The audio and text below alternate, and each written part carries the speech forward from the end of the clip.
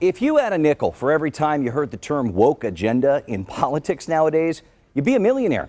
It's turned into a dig of sorts, a way to rally some conservatives against more progressive ways of thought. Early this year, Kansas Republican legislative leaders pledged to take down woke ideology in the 2023 session, and they did, in fact, push back against progressive policies, notably overriding vetoes for bills that tell people which bathrooms they're allowed to use, what's listed on their ID, or banning transgender girls from girls and women's sports, despite pleas from trans and civil rights advocates not to.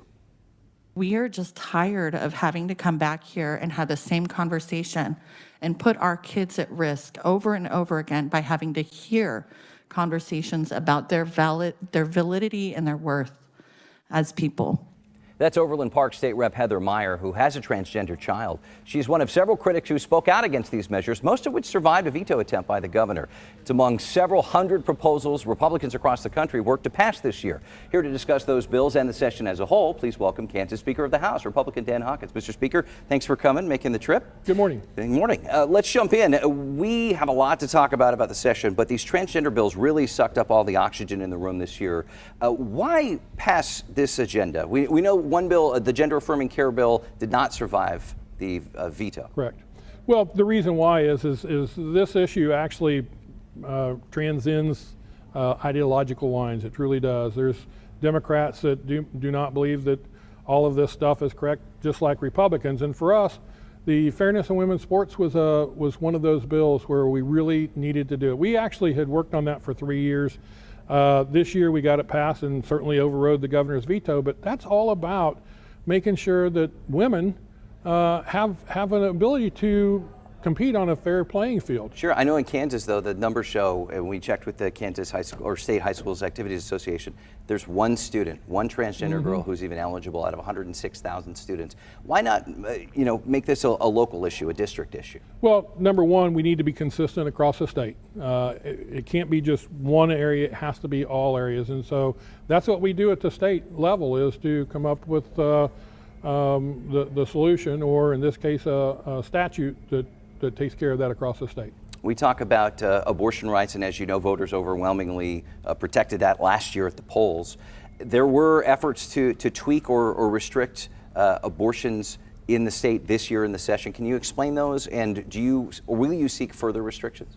Well, the provisions that you saw this year, the bills that you saw this year, all really centered on life issues. It wasn't about abortion, it was about life. One of our biggest ones, of course, was the Born Alive bill.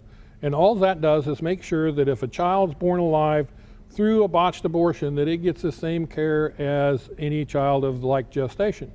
Nobody, I don't think anybody in their right mind can say, this baby's born. It's now alive. It's born. We're just going to set it over here on a steel table, a cold steel table, and let it die. And it does happen today. People say it doesn't. It absolutely does. We have a doctor that is in our midst in the legislature. He's seen it 27 times during his career, so it does happen today. All right, let's talk about the vetoes this session, because there were almost a record number of vetoes from the governor. I mean, we haven't seen that number in decades, but also many overrides too. What was that working relationship like with Governor Kelly? Well, it's an interesting relationship because we the people are passing law, and then she gets the opportunity to veto. She vetoed 37 bills. We overrode 11 of them. And quite frankly, the reason why is that she just is on a different playing field than we are. She says she's middle of the road and that she's going to meet us in the middle. We believe she's in the left ditch. There was one bill, Senate Bill 8, that had many tax cut measures kind of stacked together, and that's one of the reasons the governor says that she issued a veto. Let's hear what she had to say. I hope that from that they would learn, perhaps as we're going forward, to take a look at presenting these issues on standalones rather than packaging them all together, because you do a lot of damage that way. I'm curious to get your take on her comments. Well, my take on her comment is that actually she disliked one provision, and that was the Pregnancy Crisis Center. Anytime that came up, she vetoed it. And that's what made her veto this particular bill, was the tax credit for Pregnancy Crisis Center. So, there were a lot of things in that bill that she liked, but she disliked that one in literally anything that's abortion related, or in this case, life related. she's going to veto, and she did that. Attacking this next year, would you maybe look to not package them all together to try to get them through? And actually, those were all packaged during the committee process. So all of those bills came to the Senate and the House and were passed on the floor. They went through the proper process. She just doesn't say, that's just her reason for vetoing it. It's not the reason why it's her reason. She did it because she doesn't like the Pregnancy Crisis Center tax credit. So last question. Let's talk about priorities moving into 2024. Obviously, you have a ways to get before you reconvene. Yeah.